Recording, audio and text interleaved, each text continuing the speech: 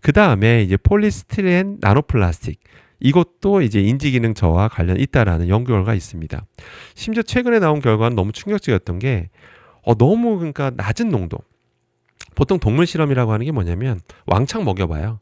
정말 왕창 먹여본 다음에 뭐 문제 있다. 보통 이런 실험을 많이 하는데 최근에 나온 결과는 너무 충격적이었어요. 뭐냐면 우리가 환경에서 관찰되는 아주 낮은 농도의 미세 플라스틱, 다 불리는 폴리스티렌 나노플라스틱의 낮은 농도 노출시켜 봐도 실제로 뭐 파킨슨병과 유사한 그런 류의 독성 결과가 나타난다라는 결과가 나온 바도 있습니다. 그래서 결론은 저의 습관은 뭐냐면 적어도 이런 거는 최대한 안 쓰려고 합니다. 그러니까 제가 뭐 만두를 싫어하거나 그런 건 아니에요. 그런데 만두가 보통 포장되면 저런 스티로폼 느낌 나는 저런 플라스틱 용기 포장이 많이 되잖아요. 그래서 저런 거 음식 뜨거운 게 닿고 마찰이 일어나면 폴리스티렌 미세 플라스틱이 많이 떨어져 나옵니다. 그걸 다 여러분이 드시는 거고요. 좋은 게 아닙니다. 그렇기 때문에 좀 가급적이면 그냥 직접 가서 드시는 게 제일 좋다라고 보시면 되고, 그 다음에 이렇게 스티로폼 느낌 나는 사발면 용기, 이건 제가 안 먹는다고 제가 여러 번 말씀드렸습니다. 그래서 저런 게 다 폴리스티렌이고요. 저기가 이제 뜨거운 게 닿고 마찰이 일어나면 저런 미세 플라스틱이 많이 떨어져 나오는데 그런 것들이 몸에 안 좋다라고 이미 연구 결과들이 너무 많이 나오고 있기 때문에 가급적이면 저런 건 저는 안 먹으려고 하고 있다라고 보시면 되겠습니다. 그 다음에 이제 치매와 관련된 것 중에 또 다른 원인 중에 하나가 바로 납입니다. 중금속 납은 다 한번 좀 들어보셨죠? 안 좋다라는 얘기. 뭐 메커니즘도 명확합니다. 이런 것들이 많이 축적되어 있으면 몸에서 여러 가지 메커니즘에 의해서 결과적으로 어떤 신경세포의 뭐 손상이나 퇴행을 유발한다는 그런 결과가 좀 명확하게 다 나와 있고요. 그래서 최대한 이런 거 노출 안 되게 해야 되겠죠. 그래서 정부에서도 관리하고 있는 게 바로 중금속 납이다라고 이제 생각하시면 됩니다. 뭐 실제로 이거 많이 노출돼서 알츠하이머에 뭐 관련 있다라는 결과도 이미 다 여러 논문에서 이미 입증된 바 있습니다. 자, 그런데 그럼 중금속 납에 최대한 노출이 되면 안 되는 거잖아요. 그래서 사람들이 이제 우리나라에서 조사한 겁니다. 우리나라입니다. 우리나라에서 조사한 자료인데 실제로 이제 아무래도 중금속 납이 농도가 제일 높게 나오는 거는 수산물입니다. 수산물에서 가장 농도가 높게 나오는데 문제는 노출 기혈 측면에서 보면 오히려 수산물보다 가공식품이 더 높게 나옵니다. 너무 희한하죠. 그 이유가 뭡니까? 그만큼 더 많이 먹기 때문입니다.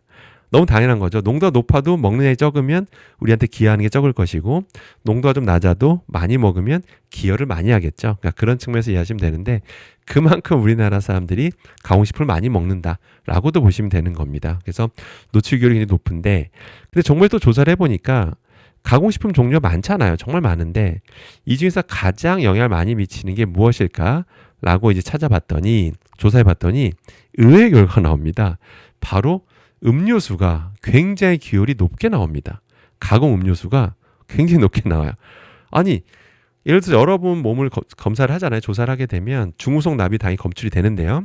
중금속 납이 그거에 기여했던 거가 이제 가공식품 1인데 그 중에서도 음료류가 가장 기여를 많이 한다라고 보시면 됩니다. 전체 순위에서도 2위예요.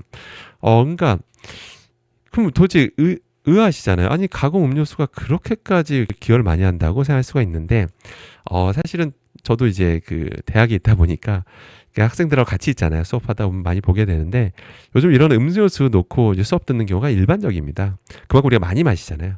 저 안에 존재하는 그 중금속 납의 농도는 되게 극미량이에요.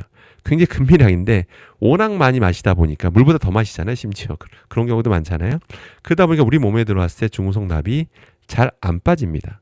계속 축적되다 보니까 실제 사람을 조사해 보니까 중금속 농도가 좀 높게 나온 사람들이 있고 거의 기여를 많이 하는 게 바로 저런 음료수라는 거 꼭 기억하시기 바랍니다. 그래서 최고의 음료수는 물이란 말 들어보셨죠? 그래서 저런 가공 음료수는 섭취량을 좀 최소화하시는 게 좋다. 저도 최대한 안 먹으시려고 좀 노력하고 있다라고 보시면 되겠습니다.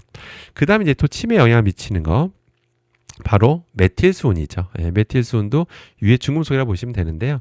실제 저게 우리 몸에 들어왔을 때 잘 안 빠집니다. 잘 빠지면 아무도 신경 안 써요. 근데 전세적으로 다 신경 쓰는 유해 중금속이 바로 메틸수은인데요.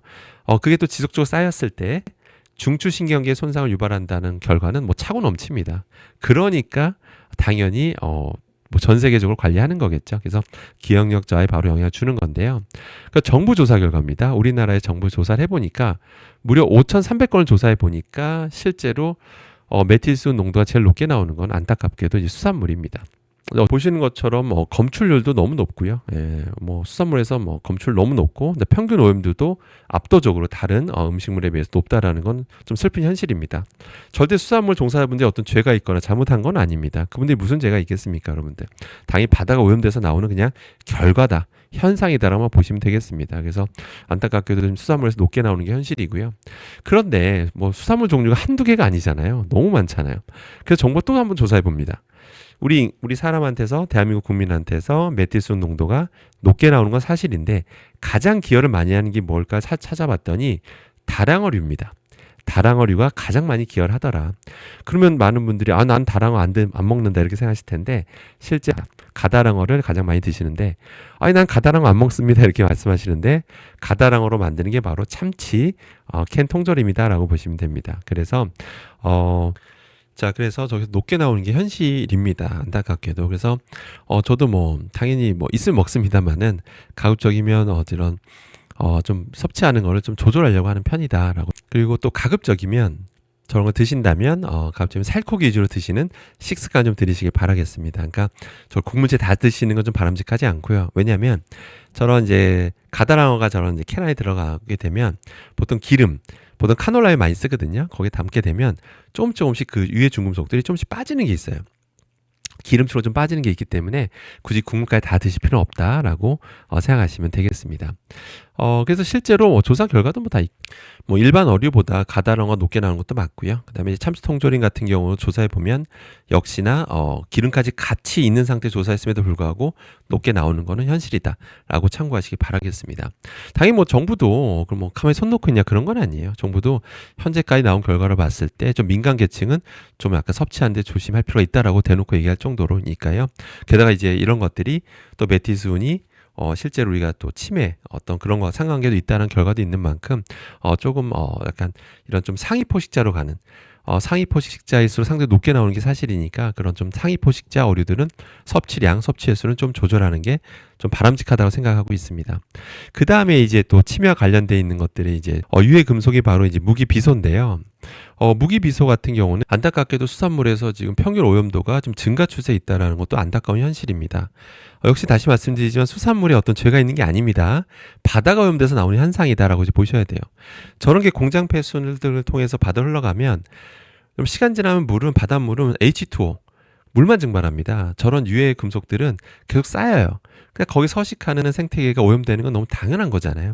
그럼 상위 포식자로 갈수록 더 오염도 높아지는 것도 사실이고요. 근데 점점 평균 오염도가 높아지는 것도 좀 안타까운 현실이라는 거죠.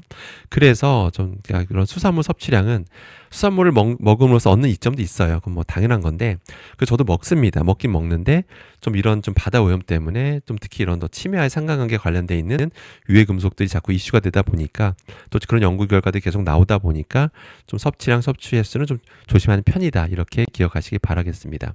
자, 그래서 여기까지 한번 보면 이제 어떤 치매와 관련된 여러 요인들을 좀 살펴본 건데요. 근데 또 하나 좀 희망적인 메시지를 드리면 또 최근에 어떤 또 희망적인 연구가 나왔냐면요. 우리 몸속에 저런 유해한 금속들이 이제 잘 쌓이잖아요. 잘 안 빠지는데 그래서 관리하는 거라 말씀드렸는데 그럼에도 불구하고 실제로 최근에는 이런 동적 운동 있죠. 땀 흘리는 막 헉헉대면서 땀 흘리는 그런 운동을 할수록 실제로 체내에 쌓여있던 중금속들이 실제로 잘 빠지더라. 그런 연구가 나온 바가 있습니다. 또 이걸 보시고 또 아마 이제부터는 사우나 자주 가야겠다. 사우나 자주 가서 땀을 많이 흘려야겠다. 이렇게 생각할 수가 있는데 저렇게 단순하게 사우나 앉아 있는 것보다 실제 헉헉대면서 뛰면서 나는 그 땀 있잖아요. 그때 실제 체내에 쌓여있는 중금속들이 유해 금속들이 더 잘 빠진다. 효율적으로 잘 빠진다는 결과도 나온 바가 있습니다. 그렇기 때문에 그래서 저는 이런 얘기 다 들어보셨을 거예요. 뭐 뛰기 운동, 뭐 이렇게 헉헉된 유산소 운동이 뭐 치매 예방에 도움 된다는 말 다 들어보셨잖아요. 근데 실제로 저 화학자 입장에서 봤을 때 저런 유해 금속들이 잘 빠지는 여러 메커니즘 통해서 잘 빠지는 그런 행위가 실제로 저렇게 뛰기, 그러니까 유산소 운동 같은 거라고 하니까요. 실제 과학적 근거가 있는 다 내용들입니다. 그래서 정말 어떻게든 좀 땀 흘리는 유산소 운동들을 좀 꾸준히 해주시길 좀 당부드리겠습니다. 자, 결론입니다. 주요 신경인지 장애라고 불리는 치매의 원인들에 대해서 특히 독성학자 것들이 이제 연구해 놓은 어떤 주변 우리 환경적인 요인들에 대해서 알아봤는데요. 그래서 관련해서 제가 어떻게 하면 좋은지, 어떤 습관을 가지면 좋은지도 알려드렸으니까 참고하시기 바라고요. 그래서 뭔가를 뭐 절대 하면 안 된다, 뭐 절대 먹으면 안 된다 이런 거보다는 어떤 저런 게 이슈니까 좀 노출의 수를 줄이면 되겠다. 이렇게 생각하시는 게 더 낫다라고 생각을 합니다. 제가 그렇게 살고 있고요. 그래서 참고하시기 바라고요. 전 다음에 또 좋은 주제로 찾아뵙도록 하겠습니다. 감사합니다.